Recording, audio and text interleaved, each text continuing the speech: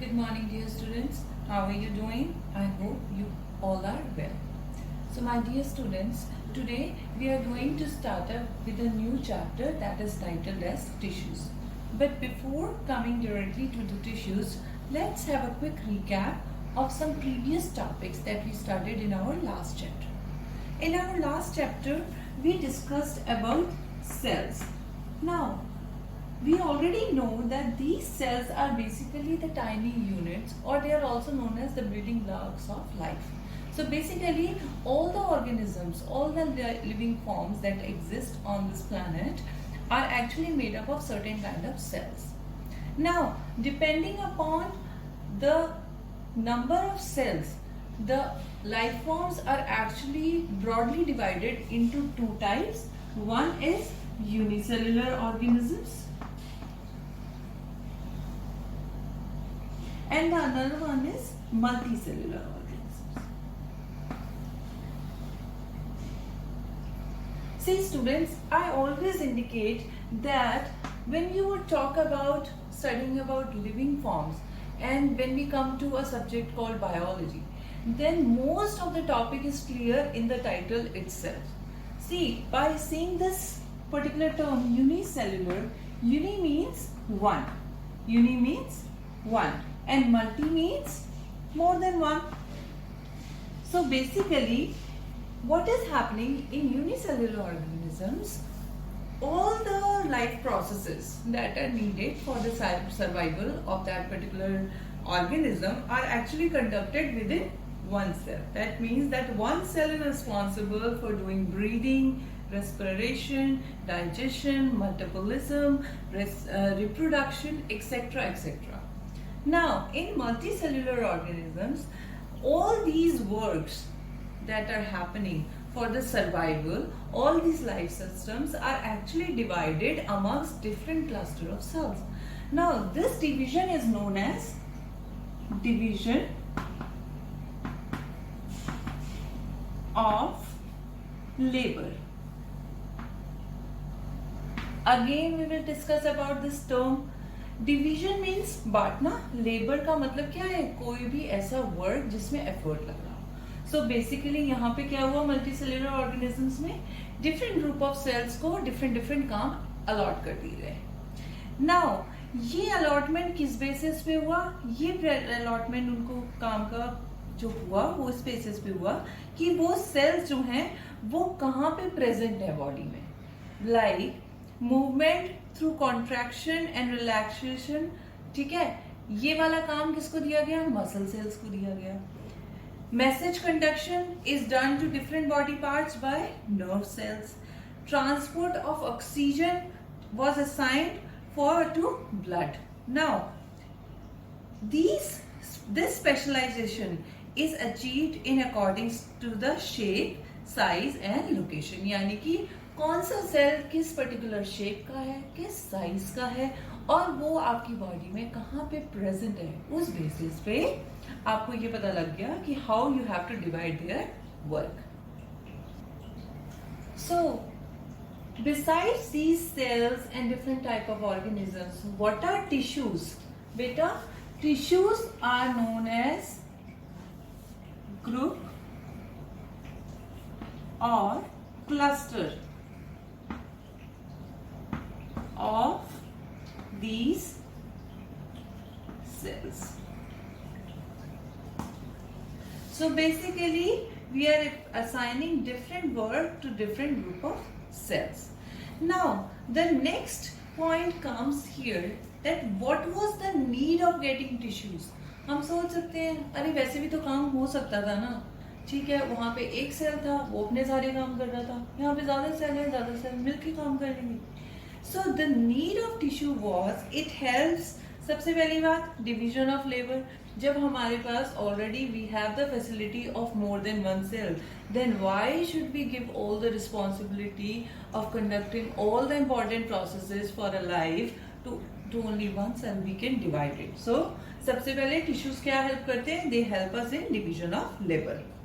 Next is it helps in formation of organs and organ systems. जितने भी हमारे different organs हैं ना बेटा, और ऑर्गन सिस्टम्स बनते हैं, वो सब कहाँ से शुरुआत होती है? शुरुआत हमेशा सेल से होगी, but now we are studying about more complex life forms, so we are more discussing about multicellular organism. ये बात आपको समझ आई? Now another thing that I would like to introduce right over here in the topic under need of tissues is when we are talking about that tissues help in formation of organs and organ systems, you always have to understand that there is a particular hierarchy or a sequence going on within every step of our living system. जैसे कि बेटा hierarchy का मतलब यहाँ पे क्या है? हमारे सेल्स बने, सेल से टिश्यूज बने, डिफरेंट टिश्यूज से क्या बना? ऑर्गन्स बने, ऑर्गन से ऑर्गन सिस्टम बने, और ऑर्गन सिस्टम से क्या बनता है? ऑर्गेनिज्म. नाउ अगर आप इस सीक्वेंस के थ्रू जाएंगे then you will notice that tissue is one of the basic unit in conducting the overall growth and systematic growth of an organism. So this is also a very important need, that why we needed to know about tissues. Now when we talk about different organisms, then you should know that organisms are broadly divided under two groups. One is plants and animals. Now, since we are discussing about tissues, and I have already told you that all the living organisms are made up of cells, and those cells collectively they form tissues, then the question must be arising in your minds कि क्या plants में और animals में same type के tissues होते हैं या different type के tissues होते हैं? Now बेटा अब हम थोड़े से differences के बारे में पढ़ते हैं कि plants में किस type के tissues होते हैं और animals में. On the basis of abundance, यानी कि किस टाइप की कितनी लिविंग है या कहाँ पे ज्यादा ग्रुप प्रेजेंट है या कहाँ पे कम है, then dead tissues are more common in plants. ठीक है, सो प्लांट्स में ज्यादातर हमें डेड टिश्यूज मिलते हैं और एनिमल्स में हमारे को ज्यादातर लिविंग टिश्यूज मिलते हैं.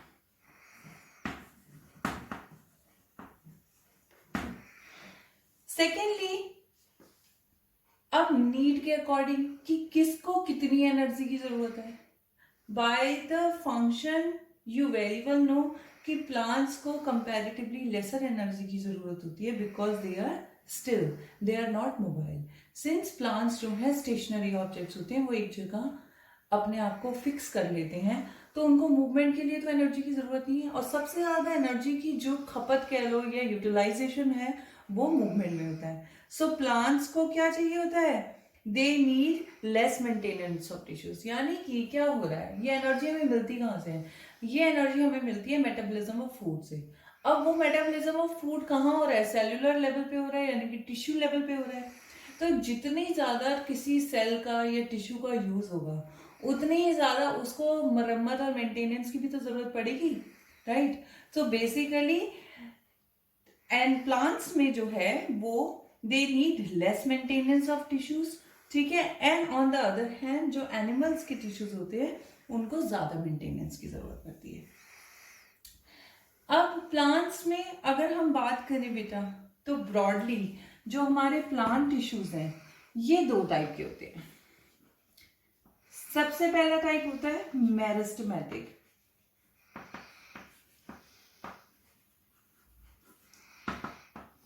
एंड सेकेंड टाइप का होता है permanent. I will again repeat my thing कि टॉपिक में ही, टाइटल में ही उस पर्टिकुलर सारी चीज की डिटेल्स कहीं ना कहीं छुपी होती है. परमानेंट जो चीज आ गई that means it stage for ever. तो इसका ऑपोजिट कहीं ना कहीं मेरिस्टेमेटिक होगा, यानी कि कोई ऐसी चीज जो कि लगातार लगातार ग्रो करे जा रही है. और मेरिस्टेमेटिक टिश्यूज ही क्या करते हैं, थोड़े टाइम बाद जाके एक लेवल के बाद जाके परमानेंट होते हैं, यानी कि उसमें फिर उससे ज्यादा ग्रोथ नहीं होती है. नाउ अब मेरिस्टेमेटिक टिश्यूज की क्वालिटीज क्या हैं, आइए ये पढ़ लेते हैं.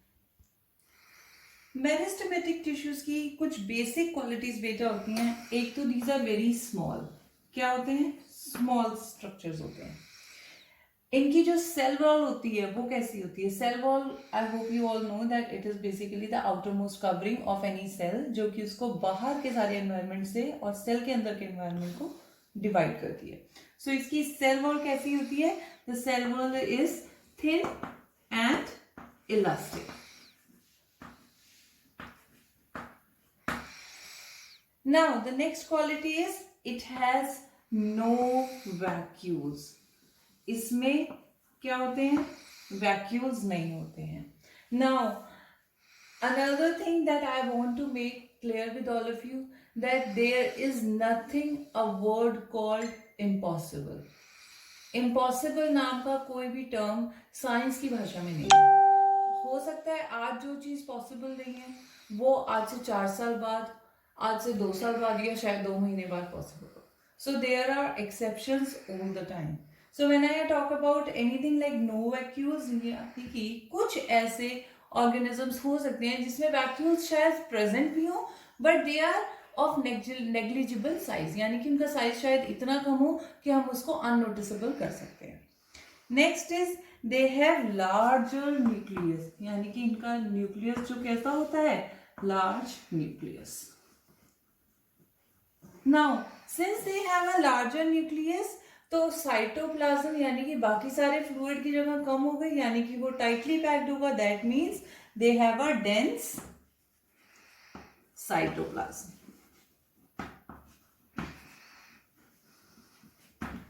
And I have already introduced you that meristematic means the cells that are dividing regularly. लगातार इन सेल्स की ग्रोथ, इनका डिवीजन होता रहता है. Now since we were talking about meristematic tissues, we have already discussed the qualities, यानी कि meristematic tissues का size, उनकी shape, उनका cytoplasm किस टाइप का होता है. Besides these, meristematic tissues के टाइप कैसे हैं?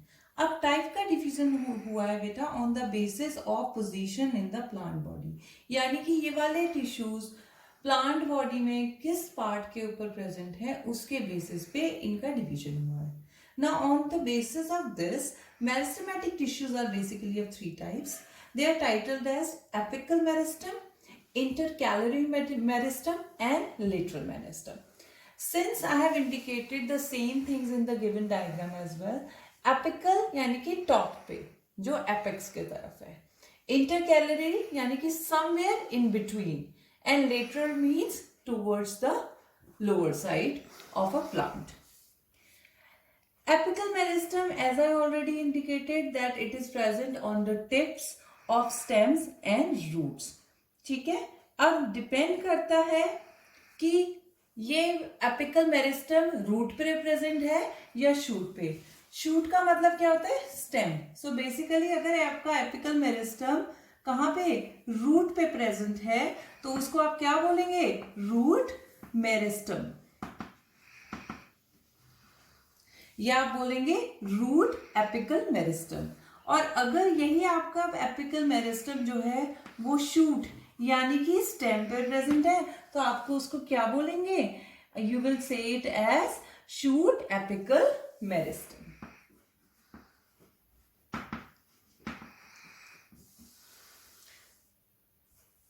Now next type is intercalary meristem. Now I have already told you somewhere in between, यानी कि एपिकल मेरिस्टम के बीच में यानी कि उसके नीचे की साइड प्रेजेंट होगा. So that means it occurs in the intermediate position, यानी कि वो इंटरमीडिएट पोजीशन कहाँ हो सकती है? At the base of leaf. ठीक है. बेस ऑफ इंटरनोड्स हो सकती है. और बेसिकली इंटरकैलरी मेरिस्टम की मेन रिस्पॉन्सिबिलिटी क्या है? It helps in upward bending of large shoots. ठीक है. यानी कि जब आपका प्लांट एक लेवल तक ऊपर हाइट में बढ़ जाता है तो उसकी बेंडिंग होने लग जाती है, वो झुकना शुरू हो जाता है. ठीक है. वो झुकता क्यों है? वो विंड की वजह से झुक सकता है, वो और भी क्लाइमेटिक फैक्टर्स की वजह से झुक सकता है. जो ये पर्टिकुलर फंक्शन है दैट इज एक्चुअली कंडक्टेड और it is carried out by intercalary meristem tissues. Now the next third type of meristematic tissues are lateral meristematic tissues. अब लेटरल की जब हम बात कर रहे हैं, we are talking about the base of the plant, यानी कि आपने ये देखा होगा कि बेस की तरफ से जो होती है, यानी कि बेस यानी कि जहां से उस चीज की शुरुआत होती है, वहां से हमेशा कोई भी चीज ना थोड़ी सी चौड़ी होती है। चौड़ी क्यों होती है? स्टेबिलिटी लेने के लिए। सो बेसिकली उस गर्थ को, उसकी वाइडनिंग के लिए कौन सा मेरिस्टेमेटिक टिश्यू रिस्पॉन्सिबल है? That is the lateral meristem, यानी कि ये शूट की या रूट की गर्थ, यानी कि उसके डायमीटर को चौड़ाई में मतलब कि उसकी ग्रोथ को बढ़ाने में जो हेल्प करती है, वो लेटरल मेरिस्टेम है। अब ये लेटरल मेरिस्टेम भी further there of two types, one is called vascular cambium and the another one is called cork cambium. क्या क्या नाम है बेटा? vascular and cork. Vascular cambium आपके प्रेजेंट होते हैं सेकेंडरी फ्लोएम टिश्यूज में एंड सेकेंडरी जाइलम टिश्यूज में, यानी कि यू कैन मोर प्रिसाइजली और इन सिंप्लीफाइड टर्म्स आप इसको बोल सकते हो कि आपके इंटरनल पार्ट्स में ये प्रेजेंट होता है। जब आप लेटरल में कॉर्क की बात करते हो बेटा, then these are basically present towards the outside, outwards, यानी कि जो उसकी गर्थ में हेल्प कर रहा है वो ज्यादातर कौन से हैं? कॉर्क टिश्यूज होते हैं।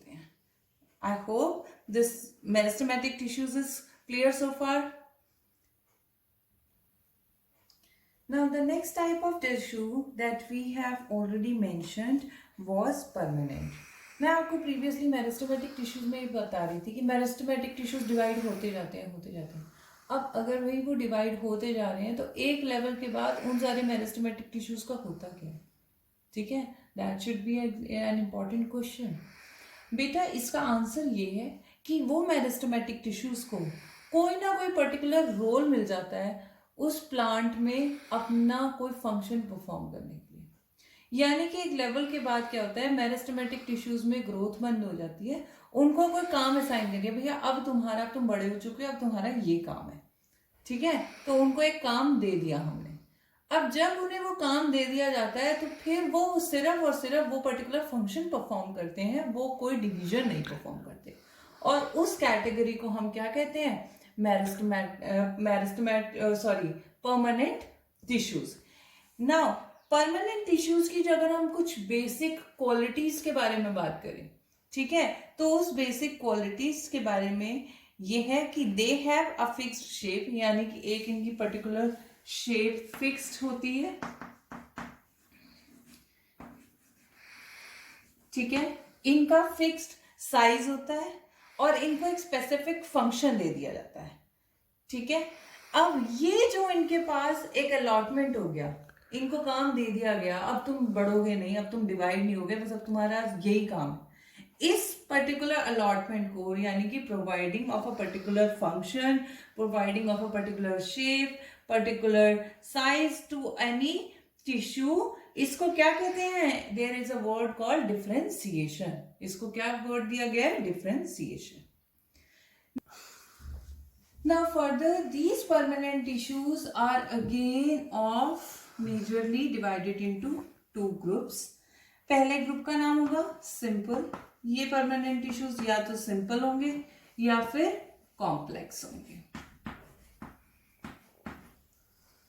अगर हम बात करें बेटा सिंपल परमानेंट टिश्यूज की, तो सिंपल परमानेंट टिश्यूज में क्या होता है कि हमारे ये जो सेल्स हैं ये एक पर्टिकुलर लेयर में प्रेजेंट होते हैं और एक ही टाइप के सेल्स होते हैं। जब हम किसी भी टिश्यू के बारे में बात कर रहे हैं तो आपको ये समझ के चलना होगा, बाय डिफॉल्ट अपने दिमाग में बिठाना होगा that we are talking about a group और अ क्लस्टर ऑफ सेल्स। यानी कि we are talking about the simple cells, simple tissues, तो यहाँ पे भी पर्टिकुलर ग्रुप है जो हमारे में इसमें वर्कआउट कर रहा है। So basically simple permanent tissues में क्या होता है? These permanent cells are of similar in structure, origin and function. यानी कि इनकी शेप साइज एक जैसा होगा, ठीक है, सिमिलर सा होगा, इनका जो ओरिजिन है यानी कि ये किस लोकेशन पे प्रेजेंट है वो भी सेम होएगा और इनका फंक्शन भी सेम होगा। Depending upon these qualities, simple permanent tissues are further divided into three categories. Number one is called parenchyma.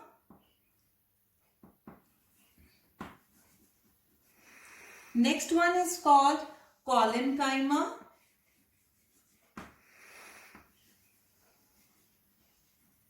And the third one is known as sclerenchyma.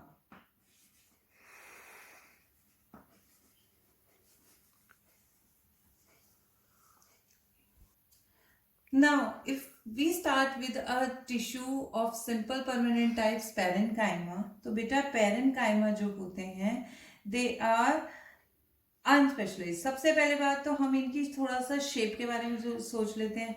These are basically polygonal, यानी कि एक particular कोई shape नहीं है, मतलब लगभग आपको ये स्फेरिकल दिखेंगे, गोलाई में दिखेंगे, यानी कि कुछ इस टाइप से.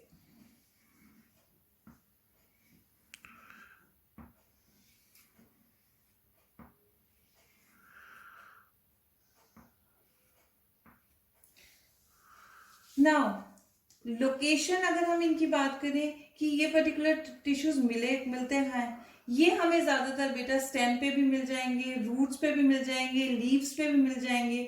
बेसिकली ये हमको लगभग सारे ही प्लांट पार्ट्स पे मिलते हैं.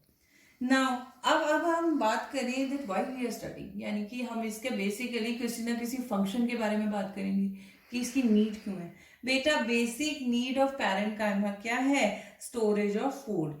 यानी कि ये क्या करता है? प्लांट में फूड को जो है वो स्टोर करके रखता है फॉर द फर्दर यूज. दूसरी चीज ये है कि it helps in the support of softer plant parts. Plant के ऐसे कई पार्ट्स होते हैं जो बहुत डेलिकेट होते हैं, उनको प्रोटेक्शन देने का काम भी किसका है? पैरेंकाइमा टिश्यूज का. अब डिपेंडिंग कि ये कहाँ पे और किस रोल में प्रेजेंट है, यानी कि कई बार पैरेंकाइमा टिश्यूज में क्लोरोप्लास्ट की प्रेजेंस होती है. आपको पता है chloroplast is an important component for conducting out photosynthesis. यानी कि अगर ऐसा पैरेंकाइमा है जिसमें कि क्लोरोप्लास्ट प्रेजेंट है और वो फोटोसिंथेसिस में भी हेल्प कर रहा है, तो उस पर्टिकुलर टाइप के पैरेंकाइमा टिश्यू को हम क्या बोलेंगे?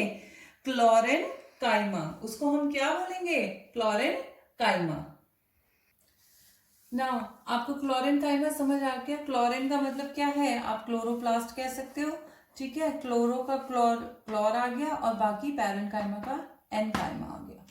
Now the second term here you can see is aerenchyma.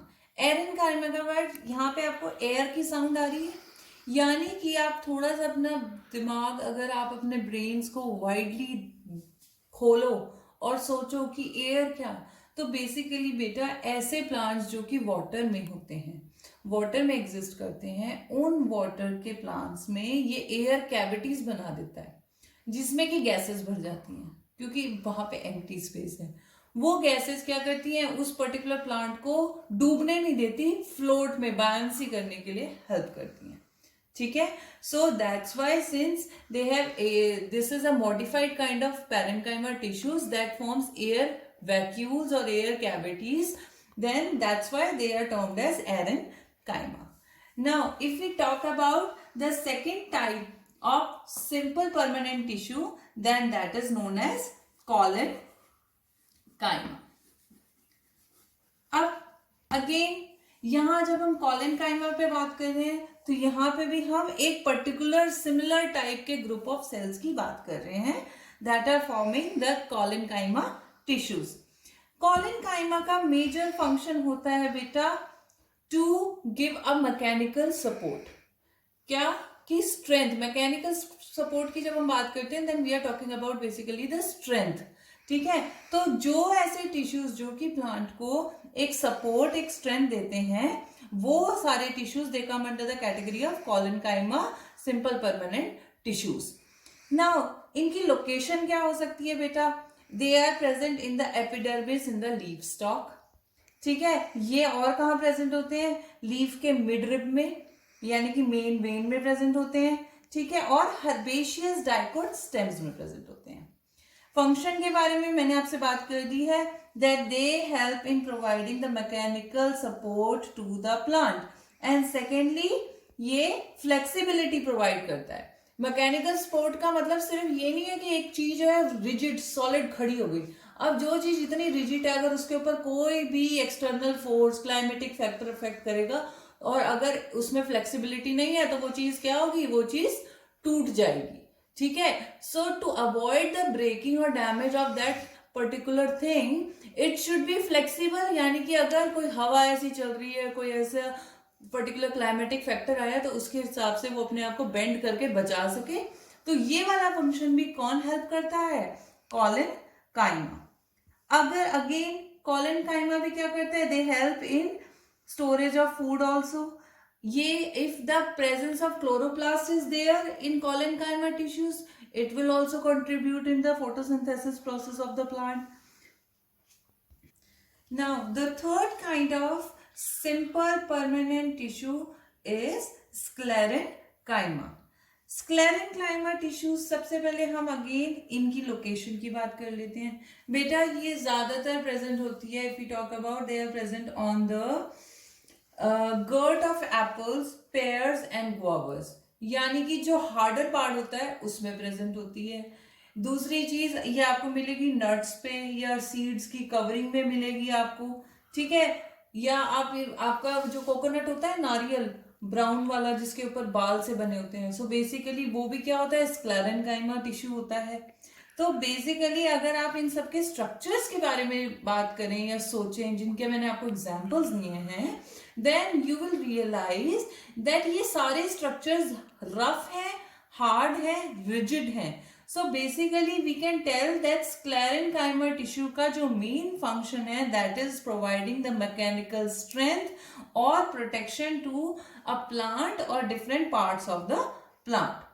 ठीक है, ऑन द अदर हैंड इसका एक दूसरा चीज भी है कि इसका यूज कमर्शियल फाइबर्स में भी होता है, जैसे कि जूट जो होता है, बांस जिसे कहते हो आप, जूट के कट्टे बनते हैं, डिफरेंट चीजें, प्रोडक्ट्स बनते हैं, जूट फाइबर कितना फेमस है, तो दैट इज बेसिकली स्क्लेरेंकाइमा। दूसरी चीज है फ्लैक्स सीड्स, अब वो भी स्क्लेरेंकाइमा है। फ्लैक्स सीड्स का हेल्थ में बहुत बेनिफिट है बेटा। ठीक है, नेक्स्ट है, these sclerenchyma tissues are further of two types. These are known as fibers or scleroids. Fibers, as the name indicates, जब आप किसी फाइबर के बारे में बात कर रहे हैं, then it is a thread like long structure. So basically जो elongated structure है, जो कि कहीं ना कहीं हल्की सी फ्लेक्सिबिलिटी भी प्रेजेंट करेगा, और क्या करेगा, it will be present in the layers. ठीक है, तो वो फाइबर्स टाइप ऑफ स्क्लेरेंकाइमा है। स्क्लेरॉइड्स की अगर हम बात करते हैं बेटा, then sclereids are highly thick walled sclerenchyma. इनकी जो सेल वॉल है जो है बहुत थिक है, तो बेसिकली ये हार्ड होते हैं। ये सारे के सारे मैकेनिकल जोर जो है प्लांट के ऊपर, जितने भी उसके ऊपर मैकेनिकल पावर्स लग रही हैं, उससे प्लांट को प्रोटेक्ट करते हैं। Now basically my dear students, I hope whatever we have discussed till now, till the simple permanent tissues, it is quite clear to you. But if you have still any doubts, you can actually send your doubts, your queries to us, and we will discuss it during our next session.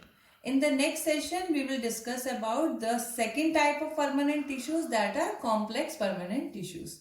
Till then, keep on revising your doubts, keep on revising your subject, your topics, and let us know for any doubts or queries. Thanks and have a wonderful day.